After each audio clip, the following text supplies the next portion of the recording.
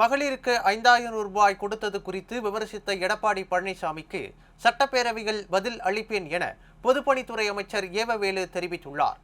திருப்பத்தூர் மாவட்டம் ஜோலார்பேட்டை அடுத்த மண்டலவாடியில் செய்தியாளர்களிடம் பேசிய அவர் பல்வேறு விவகாரங்கள் குறித்து பேசினார். எதிர்கட்சி தலைவர் என்ன எங்களை பாராட்டுவாரா?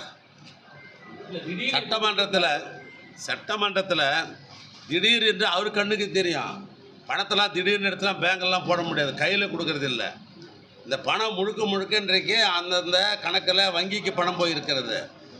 ஏற்கனவே மகளிர் உதவித்தொகை என்றைக்கு நாங்கள் ஆரம்பித்தோமோ, ஏற்கனவே முதல் கட்டமாக 1,16,00,000 கொடுத்தோம். அதுக்கு முன்னால் 1,31,00,000 இரண்டாவது கட்டமாக தகுதி உள்ளவர்கள் தேர்வு செஞ்சு 1,31,00,000 குடும்பங்களுக்கு ஏற்கனவே வங்கிகளுக்கு தான் போயிருக்குது. ஆனால் ஏற்கனவே வங்கிக்கு போனால் திட்டமிடப்பட்ட ஒரு அரசாங்கம் எந்தெந்த தேதியில் வங்கிக்கு பணம் அனுப்புறது, எவ்வளோ அனுப்புறது திட்டமிட்டு தான் பண்ண முடியும்.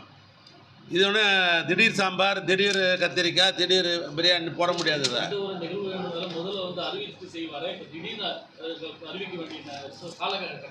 ஏங்க, ஒரு முதலமைச்சர் அது செஞ்சுட்டும் சொல்லலாம், புரியுதுங்களா, சொல்லிட்டும் செய்யலாம். அது அவருடைய தனிப்பட்ட முதலமைச்சருடைய அவருடைய உரிமை. அது நீங்கள் இப்படி தான் பண்ணணும் அப்படின்னு எதிர்கட்சிக்காரர் 17ஆம் தேதி சட்டமன்றம் கூடுது, அங்கே கேள்வி கேட்க சொல்லுங்கள், அதுக்கு உரிய பதில் நான் கட்டாயம் கொடுப்போம்.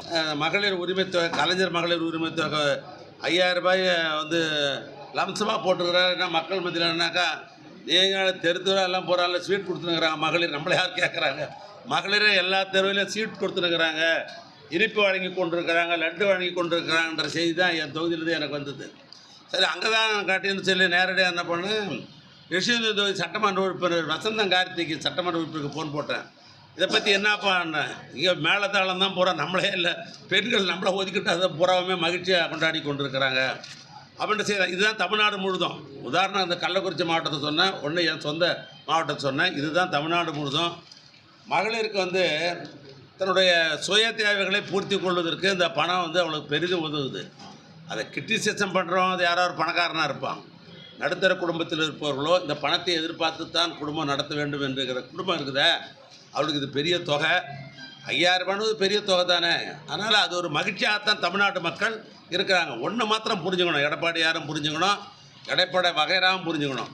ஏதோ இந்த பணம் என்ன 1000 ரூபாய் பணத்தை வந்து இந்த 5000 ரூபாய் பணத்தைன்றது ஏதோ திராவிட முன்னேற்ற கழகத்தில் ஓட்டு போடுறவங்க மட்டும் ஏதோ கொடுக்குற மாதிரியும் அப்படி அல்ல. இதில் கட்சி பாகுபாடு பார்க்குறாரா? எதுவும் கிடையாது. அல்லது ஏன்னா மத பாகுபாடு பார்க்குறாரா? அதுவும் கிடையாது. ஜாதி பாகுபாடு பார்க்குறாரா? அதுவும் கிடையாது. ஆக தமிழ்நாட்டில் இருக்கிற அன்பு சகோதரிகளுக்கு இந்த பணத்தை எதிர்பார்க்கிற அல்லது தகுதி உள்ள பெண்களுக்கு 1,31,00,000 பேருக்கு அனுப்புகிறாங்கன்னா இது வார்த்தைப்பட வேண்டியது, மகிழ்ச்சிப்பட வேண்டியது. ஆனால் அதை விட்டுட்டு போய் குறை சொல்கிறார். அதனால தான் நான் ஆரம்பத்திலே சொன்னேன், அவர் என்ன பாராட்டியாக பேசுவார், இப்படி தான் சொல்லுவார்.